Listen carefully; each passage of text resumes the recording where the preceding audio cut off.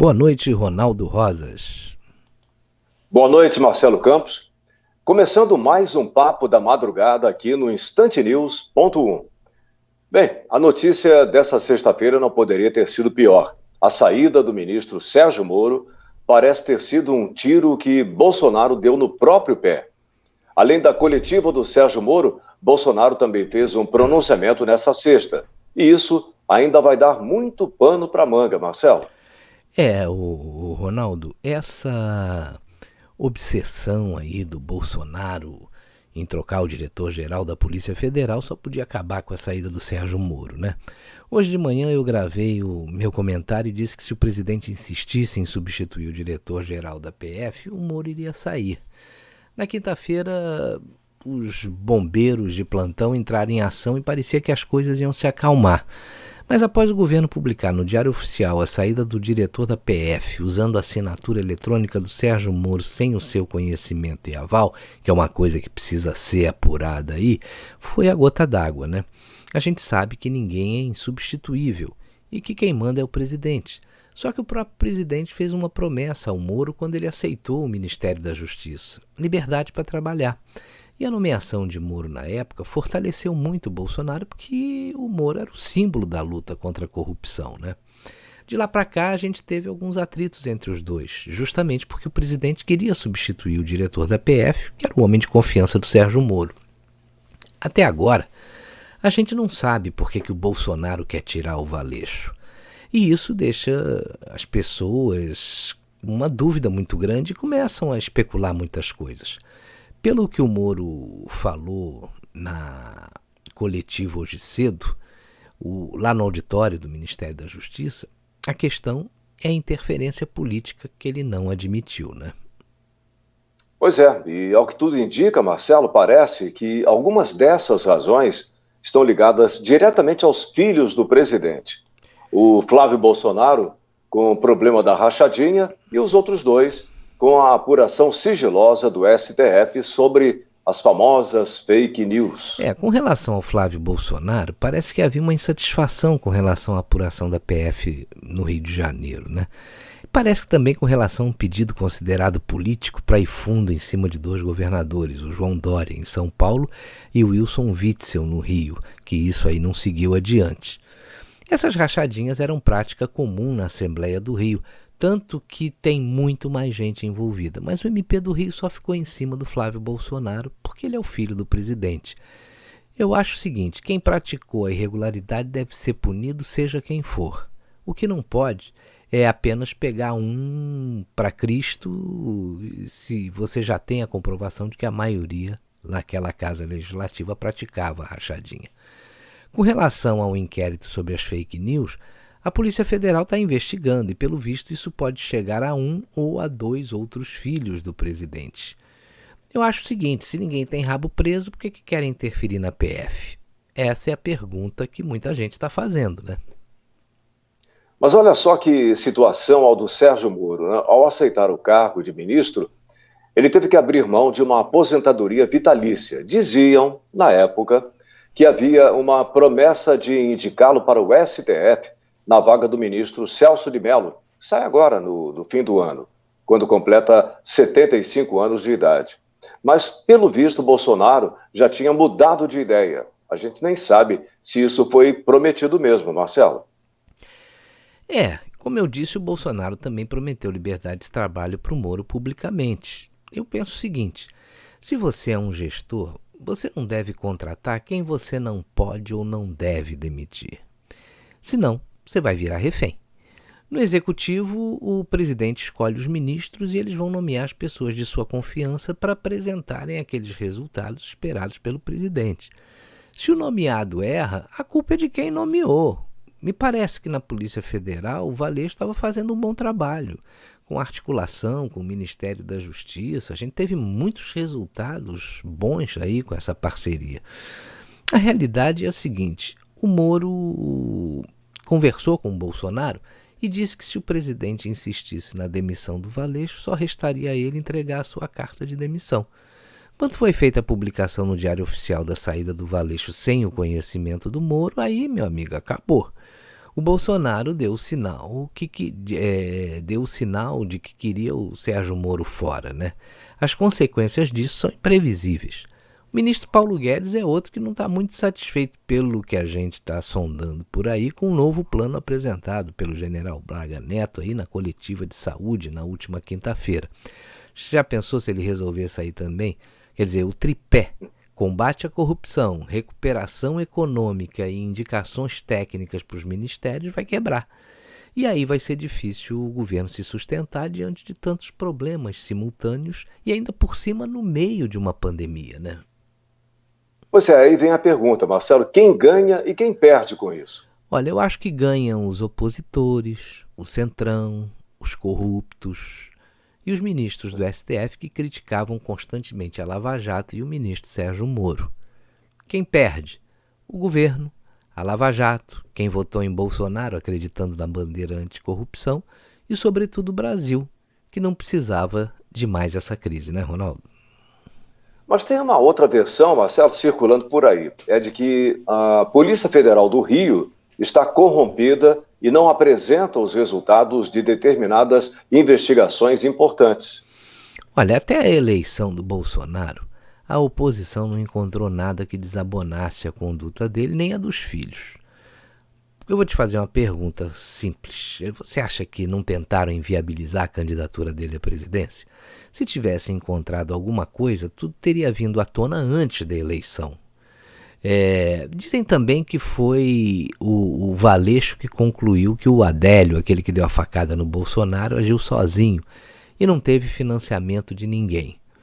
A gestão do Valeixo na PF concluiu que o Glenn Greenwald, dono do Intercept, não teve participação alguma no caso da invasão dos celulares dos ministros.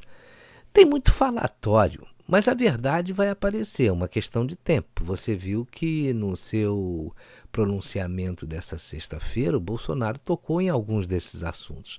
Falou sobre o caso Adélio, dizendo que era mais fácil de resolver do que o da Marielle Franco. Acho que a comparação foi extremamente infeliz. Ele também disse que deu autonomia, mas não deu soberania ao Moro. Disse que o Moro condicionou a troca do diretor da PF, a sua indicação ao Supremo, e que o ideal era fazer isso em novembro. Falou muita coisa, mas só não disse por que ele quer tirar o Valeixo. E eu acho que o Bolsonaro não foi feliz nesse pronunciamento. Isso vai ter muitas consequências. Para você ter uma ideia, não sei se você viu, mas no Jornal Nacional dessa sexta-feira, William Bonner disse que pediu provas ao ministro sobre as suas declarações e acusações. Aí foram mostradas duas conversas de WhatsApp, uma com o Bolsonaro, onde ele explica ao presidente, depois de questionado por ele, que a PF estava fazendo investigações a mando do ministro do Supremo Alexandre de Moraes, no inquérito da fake news, e a outra mensagem mostra um diálogo onde a deputada Carla Zambelli pede para ele aceitar a indicação do nome do diretor da ABIN e que depois acertaria a ida dele em setembro para o STF, que ela iria ajudar nisso. O Moro simplesmente respondeu o seguinte: eu não estou à venda. E como o encontro de Bolsonaro com o Moro foi a portas fechadas, eu pergunto para você, quem é que está mentindo? Como disse o Augusto Nunes no programa Os Pingos nos Is, o governo Bolsonaro acabou hoje. O novo governo que começa amanhã, para dar certo, vai depender da postura de quem vai ser indicado para o Ministério da Justiça e para a Polícia Federal.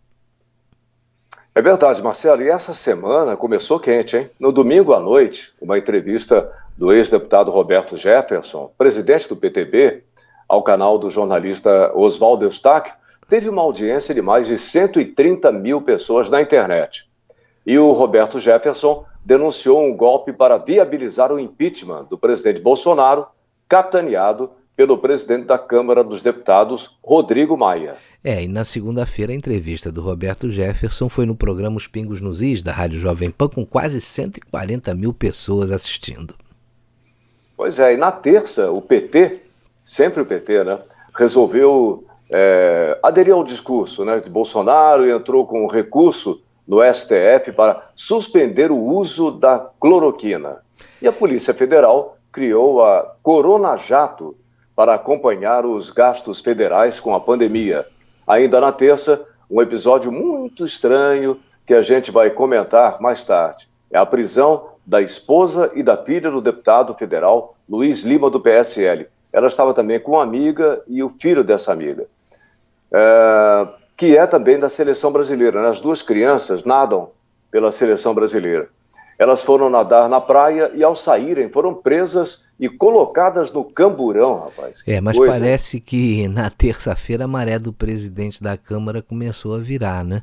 O Procurador-Geral da República, Augusto Aras, exigiu prioridade em investigações que envolvem o Rodrigo Maia e pediu ao Supremo Tribunal Federal a abertura de um inquérito para apurar possível violação da Lei de Segurança Nacional nas manifestações realizadas no último domingo, dia 19 de abril. Na quarta-feira, Ciro Gomes e Carlos Lupe pedem o impeachment de Bolsonaro. E foi na quarta-feira que os aliados de Maia dizem que ele passou do ponto e aconselharam ele a moderar o discurso. Acho que isso aí é efeito Roberto Jefferson. Pois é, o pedido do Paulinho da Força, essa é incrível, Paulinho da Força Sindical, para apoiar Bolsonaro, ele deu um ar de graça, né, para a quarta-feira, o ar da graça dele, né? Ele só quer o Porto de Santos para administrar. Que coisa, hein? Será que o Bolsonaro vai botar uma raposa dessas nesse galinheiro? Não foi para isso que ele foi eleito, mas diante do que está acontecendo eu não duvido de mais nada. Eu também não, Marcelo. Ainda na quarta-feira, a maioria do STF contrariou o pedido do presidente Bolsonaro para prorrogar a validade das MPs. Essa tramitação de medidas provisórias, Ronaldo, eu acho que devia ser invertida. Hoje o presidente edita e se ela não for votada em determinado tempo, ela caduca. Basta o presidente da casa não colocá-la em votação. Deveria ser o contrário. O presidente edita a MP e se o Congresso não votar em determinado tempo, ela vira lei. Aí você vai ver essa turma correr para aprovar ou negar uma MP. Mas se negarem, vão ter que colocar a cara na vitrine, né? E aí as pessoas vão saber por que se negou e quais as razões, né? Isso eu acho bem democrático. É verdade. Uhum. Na quinta-feira, o assunto foi a notícia da saída do ministro Sérgio Moro e depois desmentida pelo general Braga Neto. Nessa sexta, pela manhã, o pedido de demissão de Sérgio Moro, que a gente já comentou, né? Parece que a cada semana o noticiário fica mais intenso. Vamos falar um pouco aí do Roberto Jefferson. Você assistiu no domingo? Eu assisti no domingo no canal do Oswaldo Eustáquio e na segunda nos Pingos nos Is. Roberto Jefferson é uma águia, né, Ronaldo? Na época do Mensalão ele protagonizou aquela frase famosa. Ele disse para o petista e ministro-chefe da Casa Civil, José Dirceu, na época governo Lula, que ele, Dirceu, despertava nele, Roberto Jefferson, os instintos mais primitivos. Caiu Dirceu, Roberto Jefferson e José Dirceu foram condenados e o Brasil mudou de lá para cá. O ex-deputado Roberto Jefferson admitiu que fazia caixa 2 e disse que isso era prática lá no Congresso. Mesmo tendo perdido o mandato, ele manteve-se na previdência, ou melhor, na presidência do partido, do PTB. E isso aí mostra que ele tem uma força, né? Agora, ele denuncia um golpe contra o presidente Bolsonaro. O ponto de partida foi o artigo do ex-presidente Fernando Henrique Cardoso no jornal Estado de São Paulo, de domingo 19 de abril. E também as páginas amarelas da revista Veja. O artigo do Fernando Henrique falava sobre a cartilha do impeachment e os seus 3 pilares. Vamos rever esse trecho da entrevista que o Roberto Jefferson deu aos Pingos nos Is. O Silvio, o que está acontecendo? Você lendo o jornal Estado de São Paulo de ontem e as páginas amarelas da Veja de hoje, você vê que é uma ação concertada. Ontem foi o Fernando Henrique, que na página 6 do Estadão publicou a cartilha do impedimento, a cartilha do impeachment, dizendo que são 3 pernas, é um trinômio que existe para você pedir o impeachment do presidente da República. A ausência de governabilidade, quando ele perde a agenda legislativa do Congresso Nacional, é a crise econômica que se avizinha, nós já estamos vivendo a crise econômica em função do isolamento do coronavírus, um grande desemprego, empresas fechando, e terceiro é o povo na rua. Então você hoje já tem, desse trinômio, 2 pernas funcionando. O Rodrigo Maia e o Alcolumbre roubaram a agenda política, agenda legislativa do presidente da República. Eles não fazem a agenda do governo, das propostas que o governo fez ou por medida provisória, projeto de lei ou PEC ao Congresso Nacional. Ao contrário, eles fazem andar a agenda deles, a agenda do grupo que se uniu para fazer o parlamentarismo branco que o próprio Fernando Henrique diz que existe. Hoje o Brasil, apesar de culturalmente não aceitar o parlamentarismo, funciona num parlamentarismo branco. Aí você vai às páginas amarelas da Veja, páginas amarelas, e você veja lá o seguinte: o Rodrigo Maia é tratado de primeiro-ministro. O primeiro-ministro, como vem sendo chamado no Congresso Nacional, Rodrigo Maia, o primeiro-ministro. E ele não repele esse tipo de tratamento. Pelo contrário, ele endossa o tratamento de primeiro-ministro. Quem governa o Brasil é ele. Ele é o chefe de governo e o Bolsonaro é a rainha da Inglaterra. E o pior que o Rodrigo faz na Veja, a meu ver, é dizer que o Guedes, o ministro da Fazenda, que está aí no olho do furacão, tentando gerenciar a crise econômica com a crise gerada pelo coronavírus, ele diz que o ministro não é sério. Ele joga na desconstrução do governo, ele joga na desconstrução do Ministério da Fazenda, na credibilidade do ministro da Fazenda, porque ela que assegura a estabilidade monetária e a estabilidade fiscal ao governo. O Rodrigo diz lá, o primeiro-ministro, entre aspas, que diz lá na Veja que o Guedes não é um homem sério. Então você veja, ontem o Fernando Henrique no Estadão dizendo que nós temos no Brasil hoje um governo compartilhado, um parlamentarismo compartilhado. Mandam no Brasil o presidente do Senado, o presidente da Câmara, palavras do Fernando Henrique ontem ao Estadão, e o Supremo Tribunal Federal. O Fernando Henrique fala assim, com uma naturalidade, como se essa usurpação de funções, esse golpe constitucional, esse golpe institucional fosse a coisa mais normal, mais corriqueira do mundo. Caramba, Marcelo, realmente é impressionante o que ele falou, hein? Pois é, teve um momento em que o jornalista Augusto Nunes lembrou de uma frase que também ficou famosa quando ele se dirigiu ao ex-ministro José Dirceu, né? Ele disse assim: "Sai daí, Zé!" E aí o Augusto Nunes pergunta se o Roberto Jefferson hoje endereçaria essa frase ao presidente da Câmara, ao presidente do Senado ou ao presidente do STF.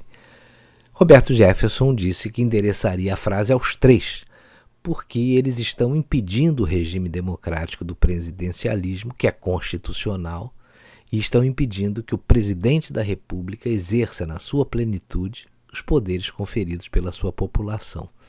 Ele disse ainda que os presidentes do Senado, da Câmara e do Supremo Federal estão impedindo o presidente da República de exercer plenamente as suas prerrogativas constitucionais. E a entrevista completa do ex-deputado Roberto Jefferson está disponível no YouTube, no canal de Os Pingos nos Is. Ronaldo, só para a gente terminar esse assunto, eu gostaria de deixar no ar uma pergunta. O Procurador-Geral da República solicitou que o STF abrisse inquérito para apurar aqueles ataques à democracia feitos por algumas pessoas infiltradas na manifestação na porta do QG do Exército, em Brasília. O ministro Alexandre de Moraes foi designado para isso. Eu gostaria de saber se a denúncia do ex-deputado Roberto Jefferson for verdadeira, e parece que é, né? Como o Procurador-Geral da República vai tratar o senhor Rodrigo Maia, o senhor Davi Alcolumbre e o atual presidente do Supremo, né? Essa conspiração, se comprovada, também é um atentado à democracia. Acho que tão ou mais grave que a manifestação pedindo a volta dos militares. Eu quero ver como é que vão se comportar os demais ministros do Supremo. Aí nós vamos ver se a justiça é igual para todo mundo, né? Pois é, Marcelo, você não acha que Bolsonaro, por saber que isso já estava acontecendo, se dirigiu aos manifestantes e fez aquele discurso no Dia do Exército? Quer dizer, uma outra pergunta: será que o tom do discurso, esse aí é o ponto, o tom do discurso e a afirmação de que acreditava no povo não foi proposital para tirar os conspiradores do anonimato? Olha, Ronaldo, eu já ouvi muita coisa. Isso é até possível, mas veja que após o discurso, horas mais tarde, os possíveis conspiradores se reuniram na casa do Rodrigo Maia, né? E tinha até juiz do Supremo por lá. Se aconteceu o que o Roberto Jefferson falou, as provas aparecem e o golpe fica caracterizado. E aí o presidente vai dar o contragolpe. Porque, como eu disse, isso é um atentado contra a democracia. Muita gente acha que o Bolsonaro não é articulado, que age por impulso o tempo todo. Pelo que eu acompanho, quando ele é provocado, sobretudo pela imprensa, ele age mesmo por impulso, o que na minha opinião é um erro, porque o torna muito previsível. Mas eu acho que de bobo ele não tem nada. Eu acho que ele está bem assessorado por bons estrategistas, embora algumas vezes ele siga o seu instinto ignorando os conselhos importantes. Mas como ele foi eleito com quase 60 milhões de votos, ele acha que vai fazer o que ele quer. E quando ele acha que tem que falar ou fazer alguma coisa, fica difícil alguém convencê-lo do contrário. A não ser que ele leve uma pancada muito grande e se sinta realmente ameaçado. Como parece que deve acontecer agora após essa saída do Sérgio Moro e depois do pronunciamento dele, onde apareceram algumas contradições que vão ser apuradas. O ministro falou muita coisa na coletiva, ele retrucou, mas tem muita dúvida no ar e muita história pela frente. E essa história do PT adotar o fora Bolsonaro e tentar proibir o uso de medicamentos como a cloroquina no combate à Covid-19, Marcelo? Há uma semana o Lula tinha pedido ao PT para segurar o fora Bolsonaro, talvez porque ele já soubesse dessa conspiração. Ele tem que correr para tentar aproveitar esse momento. Mas eu acho que o tiro poderia sair pela culatra. Mas ao demitir Sérgio Moro, Bolsonaro colocou mais combustível na máquina da oposição.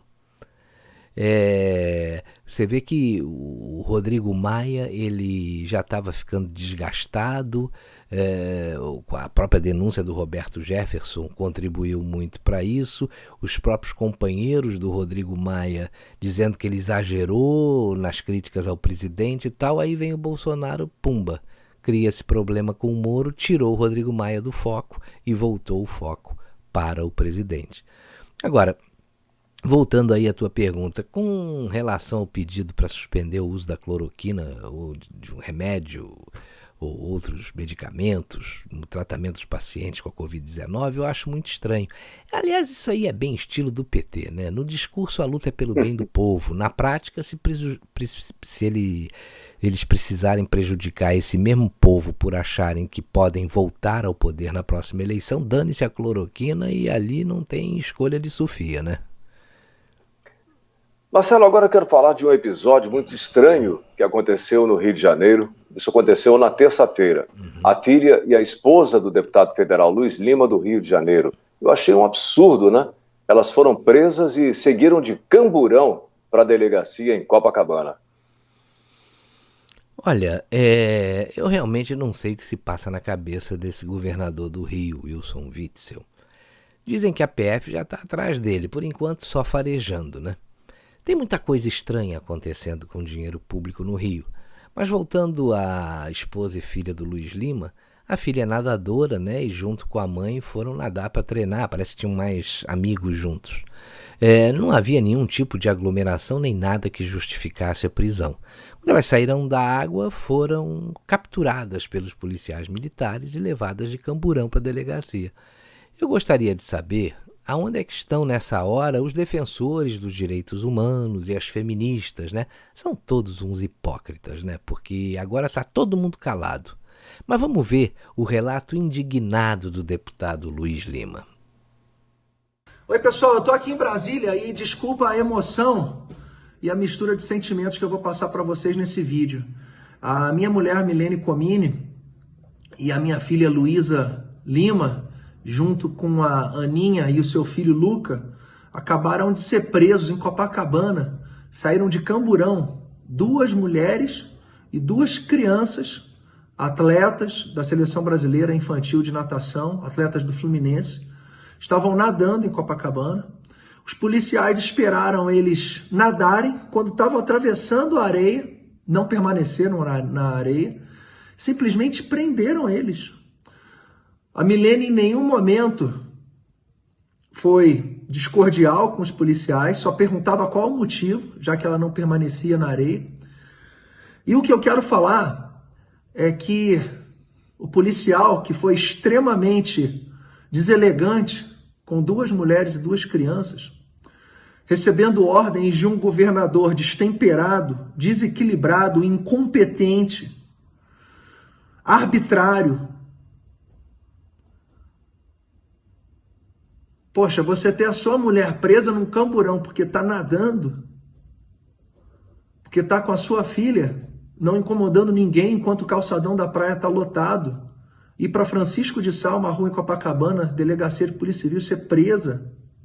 Vocês estão malucos? O governador, os policiais, maus policiais que estão seguindo uma ordem que não tem cabimento nenhum. Governador, o senhor é um escroto. Que me perdoe a palavra, o senhor é um escroto. O senhor é um responsável, incompetente. O que o senhor está fazendo com recurso público, o que o senhor está fazendo, o senhor é um temeroso, o senhor é um responsável. E o policial que prendeu, seu Eli Gomes, número 100.043, vai prender vagabundo, vai prender bandido. Você não é um marisco na luta do rochedo contra o mar, não. Você é um ser humano. Pense bem na ordem que você vai obedecer. Governador, seus dias estão contados. É claro que eu estou com muito mais raiva porque se trata da minha mulher e da minha filha. Mas eu quero dizer o seguinte, as fotos estão aí, vocês vão acompanhar, saindo de Camburão de Copacabana. É um sentimento muito ruim que eu estou sentindo. E eu lamento muito, o governo do estado está passando por isso. Governo não, o estado do Rio de Janeiro está passando por uma situação dessa. Só para deixar registrado aqui, é claro que eu particularmente estou pensando em como agir nessa situação. A primeira reação que eu tive foi trazer para vocês o que aconteceu. Um forte abraço. Marcelo, essa é para indignar qualquer um, viu? E o culpado é o STF, né? O Supremo disse que os governadores tinham autonomia para gerir as questões relacionadas ao isolamento social sem interferência do governo federal. Pelo que a gente está vendo, os ministros do STF criaram 27 países independentes dentro do Brasil. Enquanto os juízes estão soltando bandidos por causa da pandemia, tem governadores e prefeitos que prendem cidadãos de bem. Todos, sem exceção, eu acho, viram o que fez o prefeito de Araraquara. Esse cara deveria ser preso. Outro com síndrome de ditador é o governador do Piauí, que autorizou aí a invasão de propriedade privada. Só podia ser do PT, né?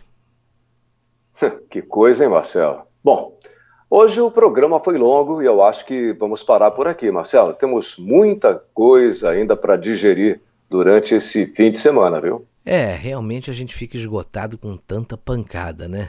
Só dizendo assim. Mas se você gostou do programa, deixe o seu like e aproveite para se inscrever no canal instantenews.1. Uma boa noite e um ótimo fim de semana. E a nossa audiência aqui no instantenews.1 tem aumentado bastante. Nós queremos agradecer a você pela força que tem nos dado.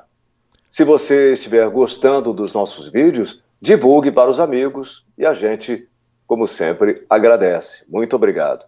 Tenha um ótimo fim de semana e até a semana que vem. A gente se vê. Um grande abraço.